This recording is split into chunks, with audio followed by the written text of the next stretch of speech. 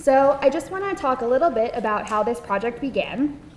So it was really during my final semester of undergraduate studies at Muhlenberg College, and I participated in a dance research project analyzing works by Israeli and Palestinian choreographers.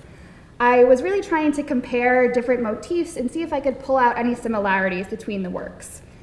But during that process, I became really troubled to discover the lack of resources, both online and in text, regarding Palestinian choreographers. How could I analyze these works if the available literature, videos, and almost everything else was so deeply inequitable? So then, as I was thinking more and more about the development of this project and of that research, I kind of shifted focus. So this iteration of the project really started at the conference in October at the Jews and Jewishness in the Dance World Conference. So thank you, Naomi, for that opportunity. And so now, instead of looking at choreographic similarities and differences, I'm kind of building and backtracking on that. Now, I'm looking at the choreographers themselves and examining the specific challenges they face as Palestinian dance makers. So I'm just going to read the project abstract. In an effort to broaden and deepen the field of literature surrounding contemporary Palestinian dance, this research examines the realities of making and touring work in Palestine. Through interviews with various Israeli and Palestinian choreographers, field professionals, educators, activists, and related scholars, this project investigates how the Israeli-Palestinian conflict has affected the development of contemporary dance in Palestine, the specific challenges faced by Palestinian choreographers and the solutions they are creating, and the incredible work that is being done to make their work more accessible in Palestine and around the world.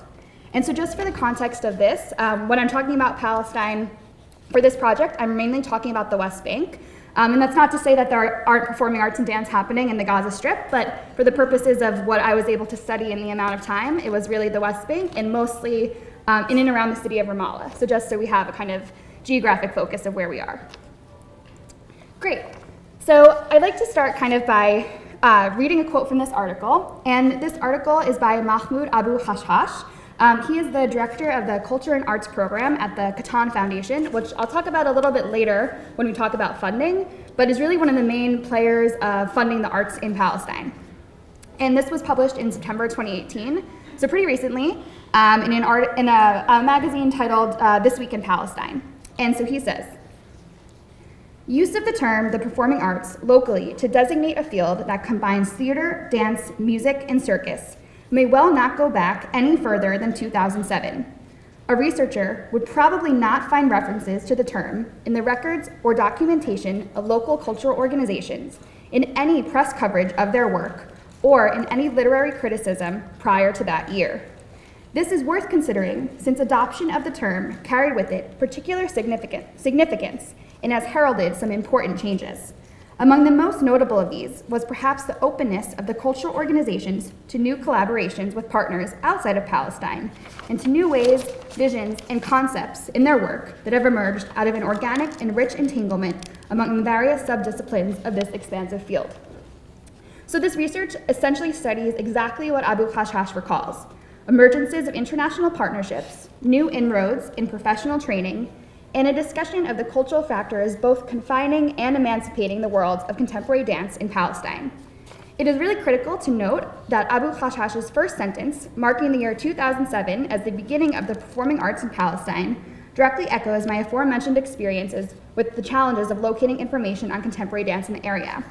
This is not to say that there wasn't dance happening in the area before 2007, because we all know that there was, but I think it just kind of marks the changing of mindset of dance, and contemporary dance especially, as a legitimate field of study and a legitimate way to make a living, which it was kind of not seen as before that time.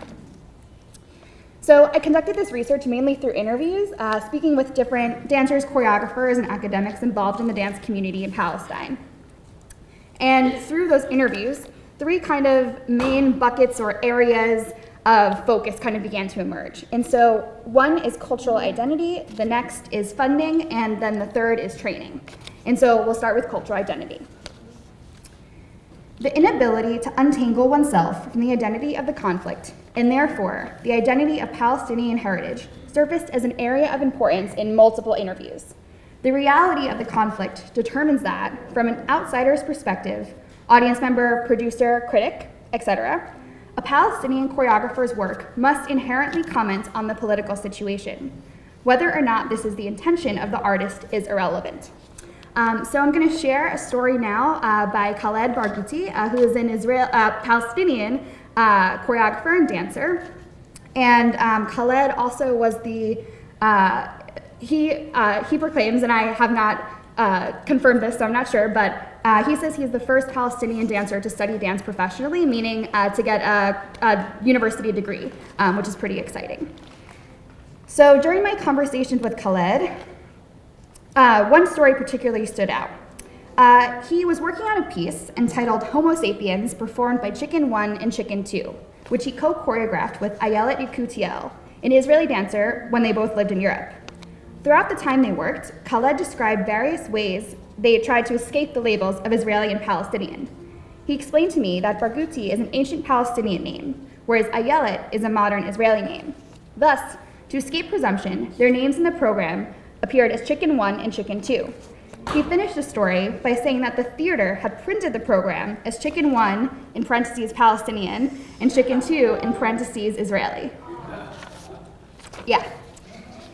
So, a recent meeting with Zoe Rabinowitz, who's the Associate Artistic Director of Yasamar Dance Theater, kind of further demonstrated this point. So Yasamar Dance Theater is a transnational company that operates between New York and Palestine. Zoe explained that she was recently in conversation with a New York City-based presenter who was interested in showcasing the company in a future season.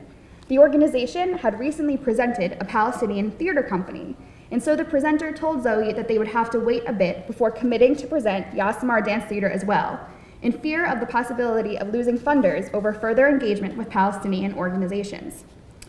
Both Khaled and Zoe also spoke about the identity of victimization, with Zoe explaining the sense of victimhood is pervasive, that paints a narrative of what you are or are not allowed to perform about. She shared with me that she has literally been asked, does this piece show you're Palestinian? And that it must be there. This is what the international community wants and what serves the national purpose. So this kind of entanglement with cultural identity bleeds right into the funding structure, which is where we're going to go next. So this predetermined identity is further reinforced by the funding structure of dance in Palestine, which can largely be contributed to international organizations and foundations, not the government, which, as many of us in this room know, the government also does not fund a lot of the United States arts, but we have many more domestic foundations that do. So a 2014 report published by the Preparatory Action, Culture and EU External Relations states, Palestinian cultural NGOs are almost completely dependent on foreign financial support. My conversation with Hildegard de Voist, one of the organizers of the Performing Arts Summer School, which I'll talk about in the next section on training, further explained this constriction that Palestinian artists experience. She remarked, because money for the arts in Palestine is coming from abroad, then the agenda is also set abroad. In short, that means Palestinian artists are unable, if they want monetary support, to set their own agenda. Hildegard's statements brought me back to an earlier conversation I had with Hadar Ahuvia, an Israeli-American choreographer working in New York, which I know many of us also saw perform, I believe, on Tuesday night that was. During our meeting, Hadar remarked, a challenge I witness in discussions around Palestinian dance is that it is seen in comparison to Israeli dance and not acknowledged as a movement that has its own history. Why can't they be their own artist? Why do they always have to be in relation to or collaborating with Israeli artists? The answer to Hadar's question may be tied up in the trifecta of funding, identity, and international appeasement, all which force the creative process to have a predetermined endpoint, which many of us also know who work in the creative process is usually the opposite of how the creative process is normally undertaken. With all this information in mind, it becomes apparent why the question, does this piece show you're Palestinian, pervades not only the creative process, but also the funding and touring processes as well. So now we're going to move on to training. Perhaps the most significant roadblock to fostering contemporary dance in Palestine are the inability to travel and the lack of training. As I began to speak with Israeli and Palestinian choreographers, the interrelatedness of travel and training became apparent, as did the consequence of being forced to travel abroad and subsequently stay abroad to receive high-quality dance training and continue to make work. So this quote is by a Palestinian dancer, Nadia Katab, and it's from Rose Martin's book, Women, Dance, and Revolution. So Nadia says, I want to be ready for when a young dancer comes to me and says, I want to go and study abroad, and I will be able to say go with confidence. We need to create opportunities for young people to have the chance to go and study dance professionally and have their own experiences and come home to opportunities. So now I'm going to talk about the Performing Arts Summer School. So the Performing Arts Summer School operated in Palestine between the summers of 2007 and 2015. It was a collaboration between the Royal Flemish Theatre and Les Ballets Ci de la Vie, which is a Belgian dance company, and the Catan Foundation, which is the foundation that Mahmoud works at, which I mentioned before. So their kind of goal was to build a long-term project aimed at strengthening the skills and abilities of young Palestinian artists. And this is a quote from Hildegard. She says, with the foundation as a partner, we built a kind of coalition in order to not have a one-week workshop and then leave. We wanted to build something sustainable with long-term perspective and impact. Our plan was to work on a multidisciplinary basis focused on contemporary creation. Khaled, who I mentioned in the chicken story earlier, first participated in the Performing Arts Summer School in 2009 and was later invited to Europe to continue his training. He visited dance schools in Germany, Holland, and Belgium, and eventually decided to leave Brigitte University, where he was studying journalism, to move to Belgium in 2010 to study contemporary dance at the Royal Conservatory of Antwerp, where he graduated with a BA in 2013. As a side note, Khaled has auditioned for the master's program at Tisch now 3 times and has been accepted all 3 times and has been unable to attend because of visa issues. So just as a side note, kind of following that trajectory. So today, the Performing Arts Summer School is run by Palestinian dancer and choreographer Farah Saleh, who has run the program in 2016, 17, and 18.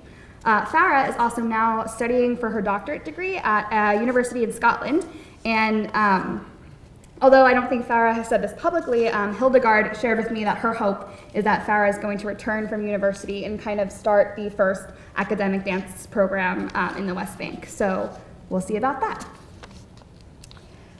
So kind of why I bring up the Performing Arts Summer School and Khaled's kind of journey into Europe is because it demonstrates this really interesting trajectory of Palestinian artists getting this significant training and then going to Europe and then not returning.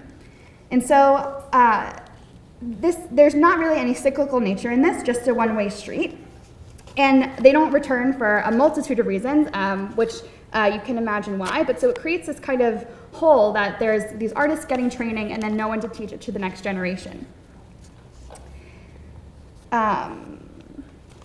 Great. So just to bring it back to our first article, The Performing Arts in Palestine, Mahmoud Abu Hashhash concludes by saying, the performing arts have never been more youthful, diverse, or lively than now.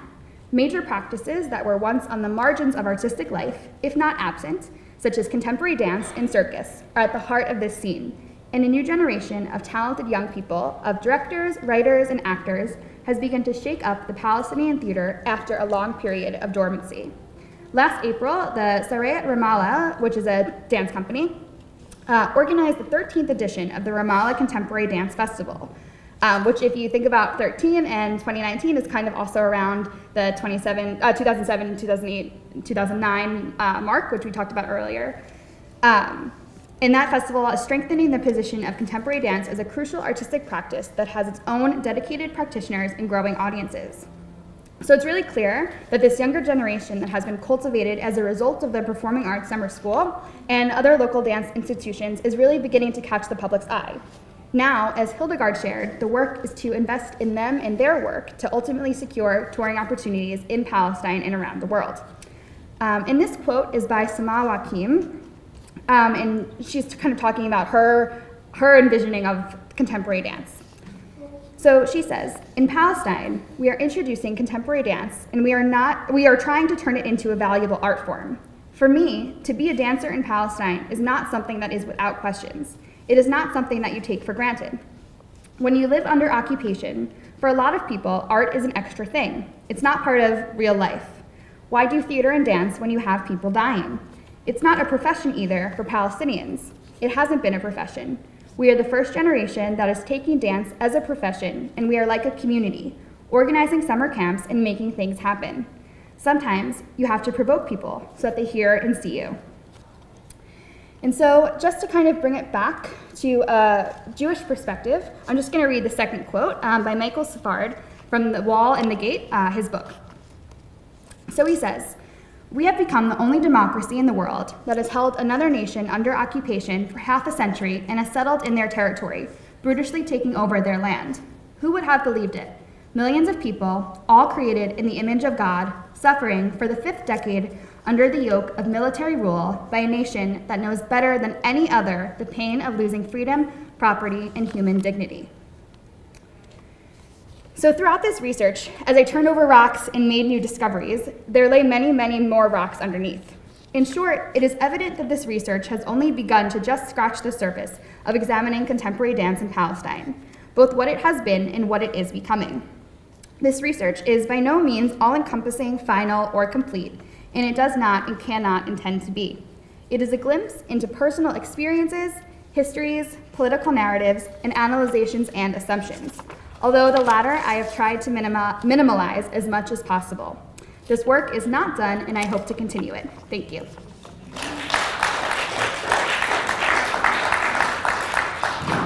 So Nicole and I are going to take questions after Nicole speaks. So she's going to speak now, and then we'll do a little Q&A at the end of both of ours. Hello, everyone. Can you hear me? Yes. Okay, great. So I have a vocal fold issue, so I'm going to be speaking really quietly and trying to focus on the mic.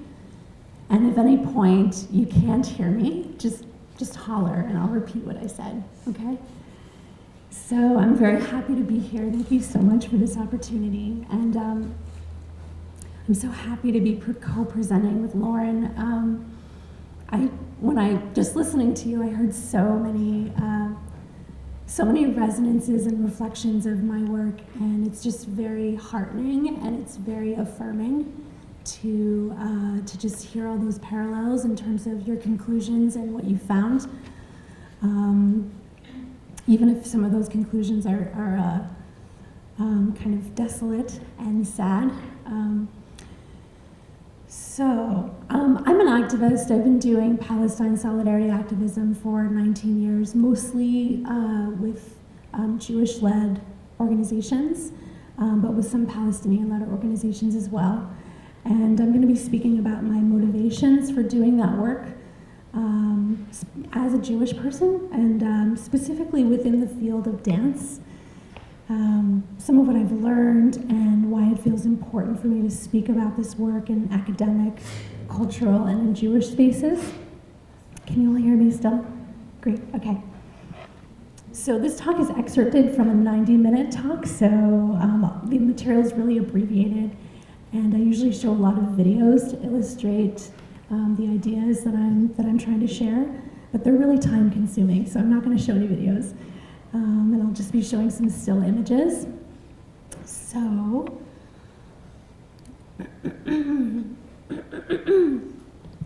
excuse me. So I feel that it is most effective to do social change work within the communities that we're already embedded in. And as a dance artist, I think that I can have the most impact doing this work within the field of dance. I teach a dance form called contact improvisation. And so here is a petition from change.org that I wrote and organized that was directed to the international contact improvisation community. And it was in regards to the Global Underscore, which is a simultaneous dance improvisation that happens all over the world. There's one in Israel, but there is not one in Palestine. And so my ask to the international community was to have a moment of silence honoring all of the people in the world who have not been able to participate due to disenfranchisement, and specifically to name Palestinians as one of those groups. And Nancy Stark-Smith, who's one of the founders of Contact Improvisation, agreed that that would be a good idea, and she wrote a note to all of the organizers all over the world asking them for that moment of silence, so that felt like a major win. So just to take a step back for a moment, why do I do this work around Palestine? There's so many issues that are important to be working on. So as a leftist, I see that discussing the occupation remains taboo, even among self-identified leftists who are progressive on every issue except for Palestine. This is an issue that prevents true intersectionality in many progressive movements and often perpetuates the conflation of Jewish identity with Israeli nationalism, which is reductive and problematic. We are not a monolith, right? This issue is relevant to us because many internationals travel to Israel to dance, and the US government and many European governments fund Israel's military occupation of Palestine, so in this way we're all complicit. Those of us who hold citizenship in those countries that fund the occupation. So personally, I was raised in a secular, atheist Jewish household that was not anti-Zionist, but not particularly Zionist. And in my household, I was taught to question everything. That was part of my cultural heritage. So when a college roommate returned from a semester abroad in Ramallah with images from her host family living under occupation, I was left with nothing but curiosity and questions and interest in their stories, and I wanted to know more. I was also curious about why I had not yet really heard so much of their side.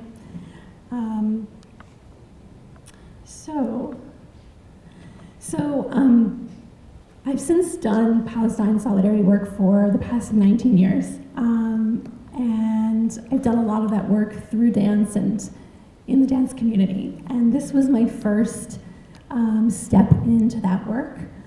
So I was invited to participate in a Palestinian folk dance group called Zaytun, and it was comprised of diverse Arab MIT students from many different countries who were practicing. I mean, a lot of them had their own dubkes from their own countries and their own regions, but they were practicing Palestinian dubke, that particular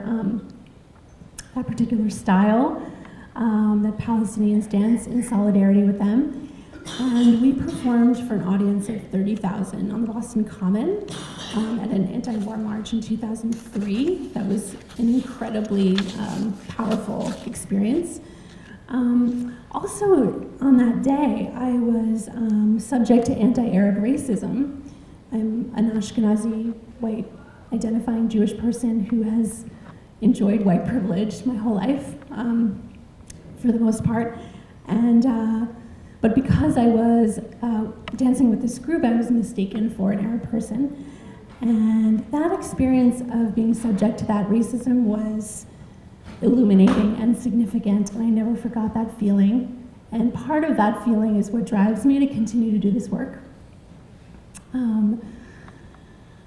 So that person in the middle of the picture is my former college roommate, Bonnie.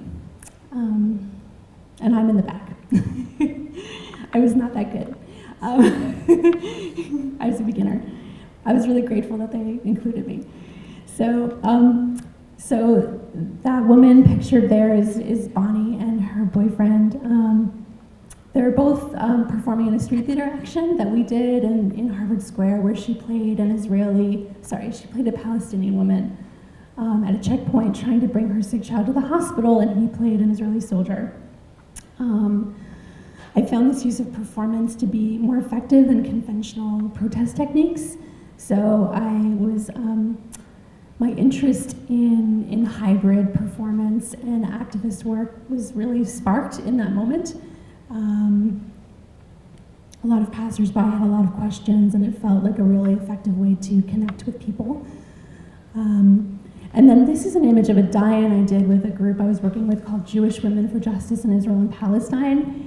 And as you can see, we had flags representing both Palestinians and Israelis. We had them represented proportionally during the most recent tragedy. At that time, I can't remember what year it was and which tragedy it was, but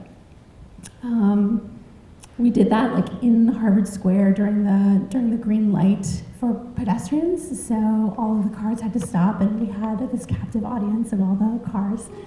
And we just did it over and over and over again, every green light for many hours. So in 2014 and 15, I traveled to Palestine, the West Bank. I'm also speaking about the West Bank because Gaza is not a place that I've had access to, and obviously people in Gaza generally don't have access to the outside world because of blockade, but Gaza is often referred to as an open-air prison. I've heard people in the West Bank refer to the West Bank also as an open-air prison because it's very difficult for them to get in and out, but it's still much more feasible for people in the West Bank to get in and out than in Gaza. So I traveled to Bethlehem and I worked with DR Theater in Bethlehem. And the second time I went, I stayed for a month. I worked with 3 women, collaborated on a project, an evening-length dance called Women, which is about women living under occupation. And we used a lot of images that were significant to them, like rocks and olive branches and bowls of water that signify water scarcity and also the sea that they can't visit because they don't have visas that enable them to go to the Mediterranean. So I raised money to bring them to the US. 2 years later, in 2017, we traveled to 5 different US cities, performed for sold-out audiences. It was a very gratifying experience, very exciting. Standing ovations, a lot of Palestinians in the audiences who felt like really affirmed, and also a lot of other people who were just really interested in getting a peek into their world, and also because Palestinian dance, as Loren mentioned, is so rarely seen, it was a real treat for a lot of people. I also learned a lot from the process about the, before I say this, I just want to share a quote from one of the dancers. Oh, actually, this is from our Chicago performance. I love this photo. We had 2 performances in Chicago, and one was for children in a greenhouse, and it was really beautiful. And so this is the trio dancing in a greenhouse in Chicago. But one participant said about the piece, "It's hard to express oppression. If we wanted to show everything we've lived, the suffering of the show wouldn't end." She's 18. So I learned a lot about the process, including the inherent power dynamics in the process as a US citizen with access to financial resources, audiences, and presenting opportunities. I remain curious about how I can leverage my privilege to help amplify their voices and create platforms for their work without playing such a central role. For example, in this review of our Philadelphia show, I'm solely credited as the choreographer, and the other participants, the other dancers who co-created the work with me are not mentioned as choreographers, which I don't think is just a random mistake. I think that it's just really easy, as people from the US, I'll speak for myself, it's really easy for me to see their lives through the lens of my eyes and my experience. So I think that even though our work was collaborative, there were power dynamics that showed up in the process and also in the presentation of it that were kind of inescapable.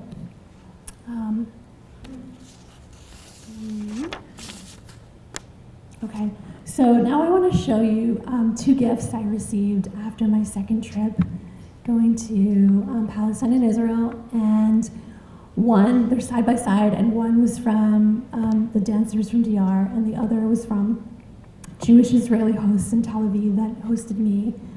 They're actually the parents of a friend of mine. They hosted me for a couple of nights. And you can see that they're very similar. And both were presented to me as these authentic objects of cultural identity, which was curious and interesting to me. So I wrote about some of these conundrums, the issue of cultural appropriation, the issue of power dynamics, and funding. I wrote about these issues in a personal account in Jewish Currents, and I also recently published a piece in the Somatics Toolkit, looking at some of these concerns. So I'm just going to take a sip of water.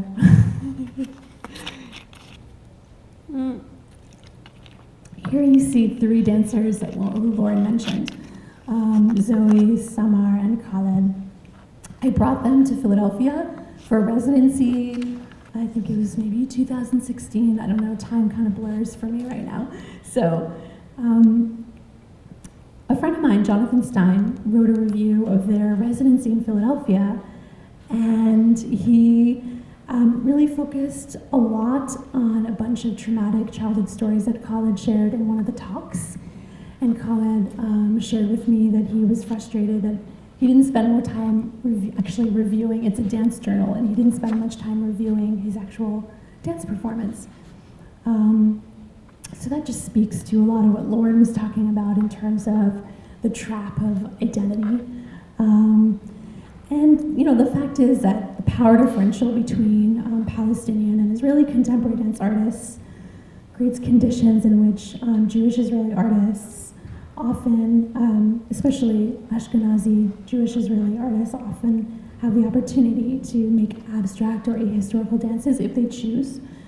While Palestinian artists are often perceived by audience and dance writers, for better or for worse, as Palestinian first and artists second. So that's something that I've found is also, you can see a lot of parallels between white artists and artists of color in the United States. So this is Farah Saleh, an interview that I did with her, who Loren also mentioned. And Farah also shared a lot with me about the funding structures in the West Bank, which I'm not going to reiterate because you've already heard about that in detail.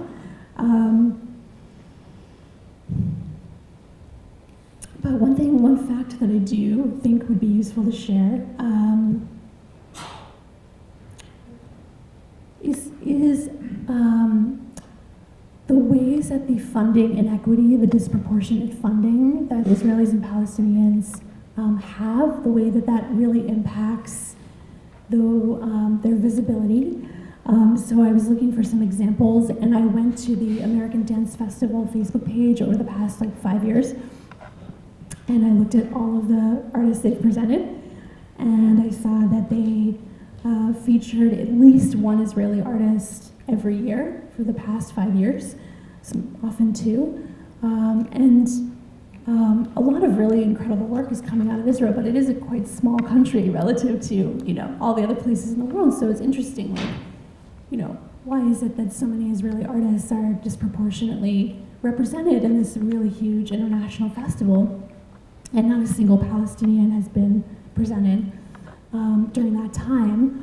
And the answer is that since 2004, the State of Israel, and a lot of countries do this. I don't think that it's really a unique tactic, but it's one that is important to name, that there's an actual program called Brand Israel that is funding for the arts as a way of changing the world's perspective on Israel. Okay, so I did an interview with Hadar, who many of you have heard of or know or have seen, Hadar Huvia, and Jesse Zared, who's also a Jewish-American choreographer. And I did a series of interviews with them about their relationships to Israeli dance. And I talked with Hadar quite a bit about the way that folk dance shows up in contemporary dance. And I started to see how folk dance, excuse me, I'm gonna take another sip of water.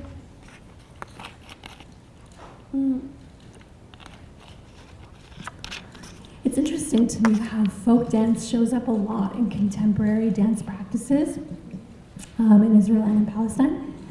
And the folk dances, the dubkes, they're both called dubkes, were both fabricated as we know them, as we see them today. They were both fabricated as performances of national identity. And this is not to say that dubkes were not performed by Palestinians and also Mizrahi Jews for centuries. But the way that they're often performed on the concert stage is really a response to, in the 40s and 50s, a lot of predominantly Ashkenazi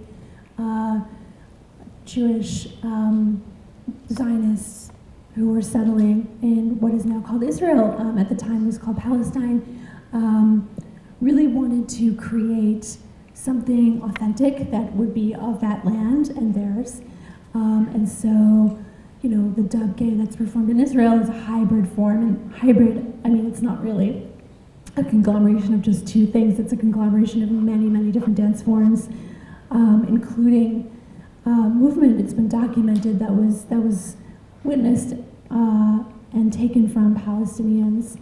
But then also the dubgays that Palestinians perform on the stage are not quite the same way that they're performed at weddings or at cultural events.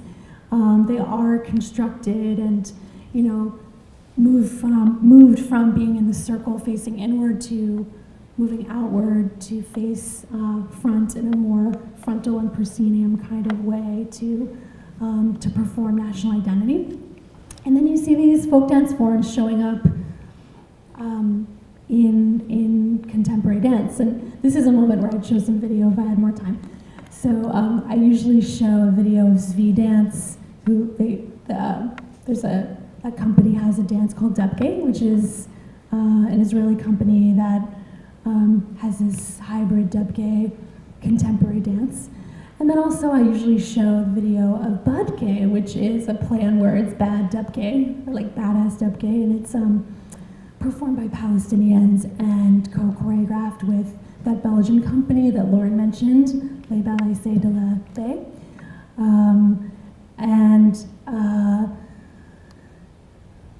I think I also just want to share in this moment that I'm really interested in looking at the differences between the way that Zvi Dance performs folk dance and the way that Hadar looks at folk dance in her work.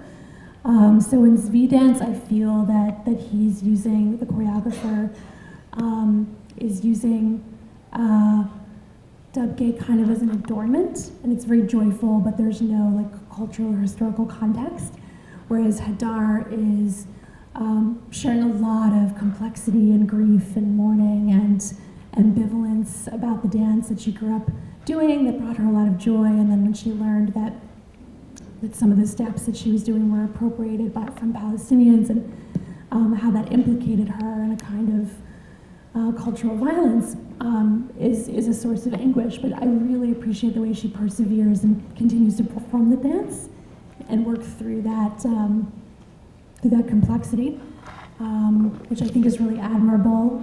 I have a lot of critiques of Zvi Dance and the way that they perform that dance like in a really ahistorical way. And then in terms of budgay and that Palestinian form, I mean, I think that that's a really good example of it's just a very joyful dance, and it's not that political. And I think that in a lot of ways it's really like an assertion of the ways that Palestinians can be just seen as humans who have the capacity to feel every kind of human emotion, including joy, in spite of the fraught power dynamics in terms of the funding and the way that dance was made in collaboration with the Belgian company and not quite initiated by Palestinian artists. There's a lot of complexity in this that's it's hard to really share in vivid detail without the videos, but I hope that it's making sense, and also I'm really happy to have more of a dialogue with people about those issues around cultural appropriation. And also I have tons of documentation, or some documentation around that if people have questions about, is that really true? In closing, I just want to say that the dance, I think anywhere in the world, but in that region in particular, can be used as a form of remembering or forgetting. And Palestinians have no escape from the occupation. So their dancing has a kind of bitter sweetness. It's a form of resiliency, belonging, remembering who they are and who they want to be, whether their dancing is abstract or representational. And Israeli dancers have a choice, for the most part, because of the asymmetrical power between the two groups. So they are enabled to use their dance practice as a way of remembering or forgetting. Thank you.